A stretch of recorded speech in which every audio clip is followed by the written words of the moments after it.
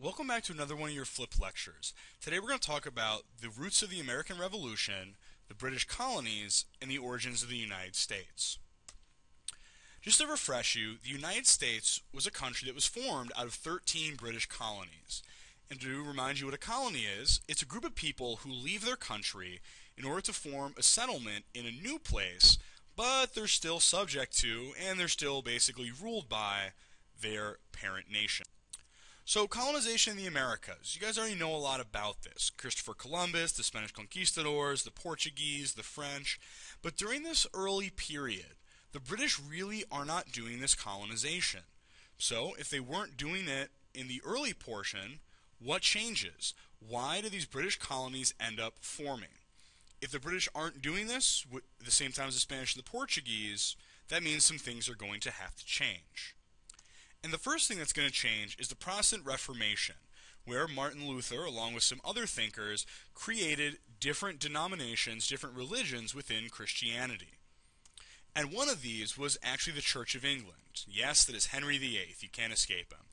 And he formed in 1533 the Church of England, the Anglican Church. And this was the official state religion of England, meaning that if you weren't a part of the Church of England, you were going to suffer religious persecution. It'd be hard to find work, you could be thrown in jail, your property could be seized. So if people are being persecuted, they're going to want to leave. So this is actually a push factor because all these new religions are going to want to be able to worship freely.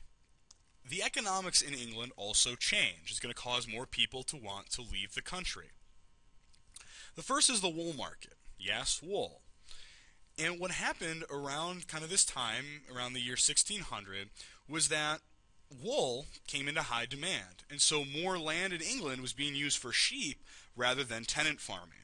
And so the people who had worked as tenant farmers and had farmed some of this land, well, they ended up getting kicked off, they lost their jobs, and so unemployment went up. And so when people are unemployed, they're going to want to go somewhere where they can get a job. Also, during this time, Britain was looking for new places to sell their goods. And the thought was, if we create colonies, then we have new markets. So Britain wants to create colonies in order to simply sell to those colonies. And the last piece of this was the rise of joint stock companies. And we're going to talk about those in some detail in just a second. Because joint stock companies are just like stock like we talked about in class earlier this year, where a stock is simply a share of a company. And you can actually raise a lot of money by getting a little bit of money from a number of people. And so exploration is really expensive. You have to get ships, you have to get supplies, you have to be able to build a settlement on the other side. So what held England back was usually that their king, their monarch, just simply wasn't interested enough in colonization to pay for it. But now that private citizens can raise money for colonization, that meant that England did not need the king's approval anymore to pay to create these colonies. And so a lot of people created colonies in order to try to make profits off of the colonies. So the most famous of these is the Virginia Company, and they formed the first permanent settlement in what is now the United States, Jamestown. And the Virginia Company was a private company that got permission from the king to start a colony. They put out flyers like this one you see that appealed to unemployed, lower class people, and the religiously persecuted. They offered incentives for going to this new world, religious freedom, 50 acres of land, simply for showing up. So Virginia Company's advertisements going to be very successful. And yes, the Virginia Company and Jamestown are the ones in Pocahontas. If you listen to the first song, it actually references the Virginia Company. So next time you watch Pocahontas, remember that it's a joint stock company. Here's a picture of Jamestown, a very, very small settlement, but this is actually the start of the United States. After the success of Jamestown, other groups started thinking about coming to the Americas in order to take advantage of the opportunities and also to escape England. One of the very famous ones was the Plymouth Bay Colony, and the ship that the people came over on was known as the Mayflower. You may have heard of it. At the Plymouth Colony, the members of the colony actually signed a document called the Mayflower Compact. This was a social contract where everybody agreed to do certain things in order to preserve what was best for the colonies.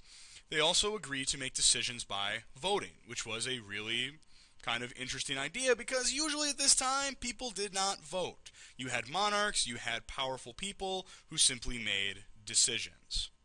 So the Plymouth Bay Colony, they introduce into the Americas the idea of the social contract, as well as the dedication to the idea of voting, democracy. After the success of Plymouth Bay and the success of Jamestown, another colony gets formed, Maryland. And Maryland was set up by a guy named Lord Baltimore. You may recognize his name because it's the name of the biggest city in Maryland. And he actually set up this colony for Catholics who were leaving England, fleeing the persecution under the Protestant government there. And so, in Maryland, Lord Baltimore set up the idea of religious freedom, that all Christians, Protestant and Catholic, would have religious freedom to practice as they would like. Then you also have, after the success of those, you have yet more colonies being started, including one at Massachusetts Bay. This was set up by Puritans, a religious group that had fled England because of their disagreements with the Church of England. And they set up this colony to be the city on a hill, and I'll talk about what that means in a second. But in Massachusetts Bay, they introduced the idea of representative democracy, that anybody who owned stock in the Massachusetts Bay Company, which created the colony, could vote. So the people would vote for representatives that would then govern the colony. I think by this point you're seeing where I'm going with all this. But the Puritans also brought another interesting thing into the United States, the idea of the city on a hill, that the Lord will make our name a praise and glory, so that men shall say of succeeding plantations, the Lord make it like that of New England. For we must consider that we shall be like a city upon a hill. The eyes of all people are on us. This was the Puritan leader John Winthrop, and what he was saying was that this new colony in the New World was going to be a shining example, a beacon to the rest of the world about how they should live. If this sounds a lot like American exceptionalism, you are right. The Puritans introduced the idea of American exceptionalism into the United States. But in a lot of these colonies, like the Puritans, like Massachusetts Bay and the Puritans, there are people who disagreed with what they were doing. And so, Rhode Island got formed. And Rhode Island formed after religious dissidents, people who disagreed with the religion of the majority of the people, started leaving other colonies, especially Massachusetts. People who didn't want to be Puritan left. The leaders were Roger Williams and Anne Hutchinson. Both of them have pretty cool stories. If you want to check them out, extra credit opportunities abound. But what Rhode Island starts is the concept of separation of church and state. That Rhode Island would not have an official religion, and that religion would play no part in the governing of the country. So, the idea of separation church and state in the Americas is introduced in Rhode Island. Where the Rhode Islanders were religious dissidents who valued religious freedom, Thomas Hooker in Connecticut was a political dissident, that he disagreed with how the other colonies were being run. Hooker believed some radical things for the time. He believed that all men should vote. This was radical because usually you had to own land or you had to be a stockholder in order to get a vote. He also believed in that social contract theory, that the foundation of authority is laid in the consent of the governed, that he believed that no government could be legitimate unless the people themselves chose it and voted for it.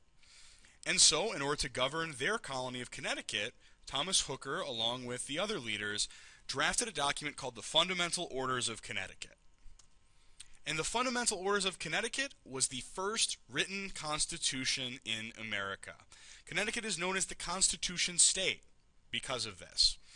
And this constitution had a direct election of representatives and the governor of the colony. So representative democracy, protected by a constitution, starts to come into the Americas.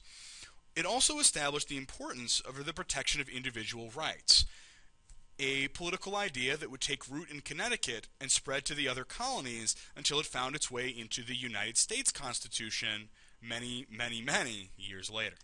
Then there were the colonies of New York and New Jersey that were set up basically by wealthy British nobles, and they set up these colonies in order to try to get people to move there. They offered incentives such as land grants, giving a lot of people the opportunity to own land, probably for the first time. They also granted their residents religious freedom.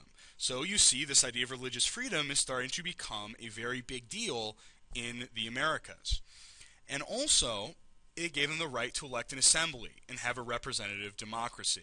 So as you can see, these ideas that will eventually become part of the United States, they're forming and becoming important in these British colonies.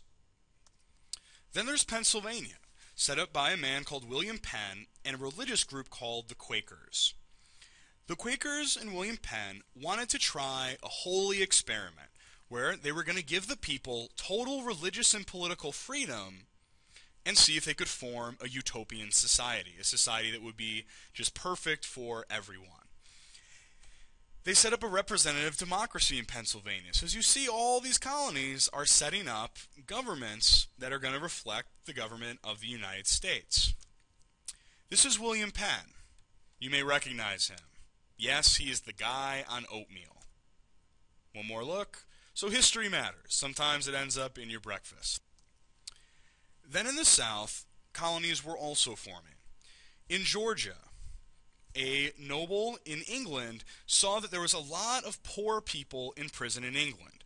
People who were in jail for not being able to pay their debts. They owed too much money and couldn't pay it back. They were known as debtors. And they were put into prisons because they couldn't pay their debts. And so Georgia was set up to give England's poor a second chance. So people could leave from England and come to Georgia and get a chance to start all over.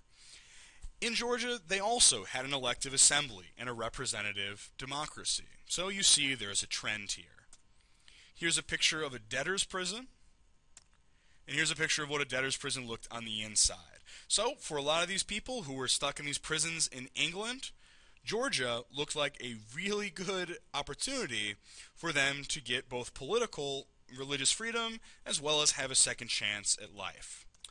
Then there's the colony of Virginia, first started with Jamestown, and Virginia took representative democracy very, very seriously. It was the largest colony, it was the wealthiest colony, and the most influential colony, and their house of government, the House of Burgesses, is where a lot of things having to do with the American Revolution are going to come from. Here's the House of Burgesses in Williamsburg, Virginia. I encourage you guys, if you ever get down there, to go. Because this is where a lot of the things that started the American Revolution would be discussed. Thomas Jefferson, George Washington, all of those people spent their time in the House of Burgesses. So here's the overall picture of these 13 British colonies.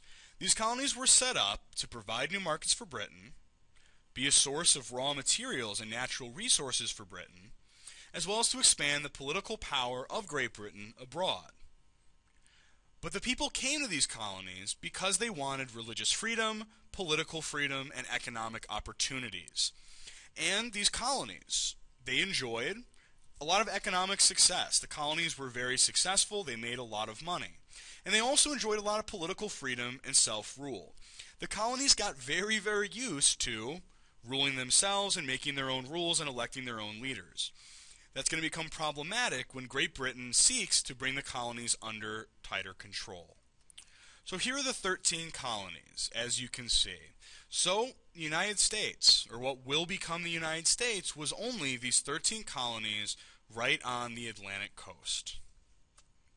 As you can see, not really all that big yet. Only 2.4 million people by the year 1750 in the British colonies. As you can see, the two largest colonies were Virginia and Massachusetts, with Pennsylvania and Maryland coming in third and fourth. So you're still not sure if you should care about this colonial history. After all, this was so long ago.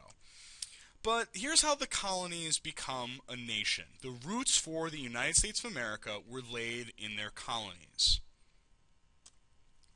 The colonies enjoyed economic success. They were very profitable. And so the colonies will come to feel that they can survive on their own without Britain. They don't feel that they are tied to Great Britain financially. They will also come to feel that British restrictions on colonial trade are oppressive because they are so used to, basically, their ability to trade freely. The colonies were also given self-rule by Britain, and they get used to it. Whenever you get used to something, and then someone tries to take it away, you're not going to react very favorably. Also, most of the colonies set up representative democracies. So when Great Britain will challenge the legitimacy of those governments, the Americans are going to feel that they have the right to representative democracy. And also, society was created in these colonies that is going to end up leading to revolution. In the South, there's an upper class called the gentry. These people are very well educated. They're charismatic leaders. Examples are George Washington and Thomas Jefferson. And so when these leaders decide about revolution, the rest of the colonists in the South are going to follow. They're going to look out for their economic interests, meaning that if they feel that Britain is preventing them from making their profits, they're going to resist. And also, these people are well educated. They know about John Locke, they know about Montesquieu, and so these Enlightenment ideas are very real to them. In the North, urban society, city society, leads to a lot more literacy, a lot more people reading. And so ideas are going to be able to spread very rapidly throughout the colonies because a lot of people can actually read, especially John Locke and later the writings of Thomas Paine. You guys know a little bit about Locke, you're going to learn about Paine. Also, both societies are going to come to value freedom as the highest ideal, both civil freedoms and civil rights, and economic freedom to create businesses, trade, and make money. And then finally, governing assemblies. The colonies all set up governments. They have representative democracies. They have political institutions in place in every single colony. So when the war comes, it'll be very easy for them to organize a rebellion because every colony is already organized. They also have a lot of practice in democratic government, which means that when the Continental Congress and the first governments of the United States are created, it's going to be very easy because they know how to hold elections and they know how to basically vote. And finally, the belief in democratic government in the colonies will mean that the decisions that are going to be made by the Continental Congress will be seen as legitimate in the eyes of these colonists.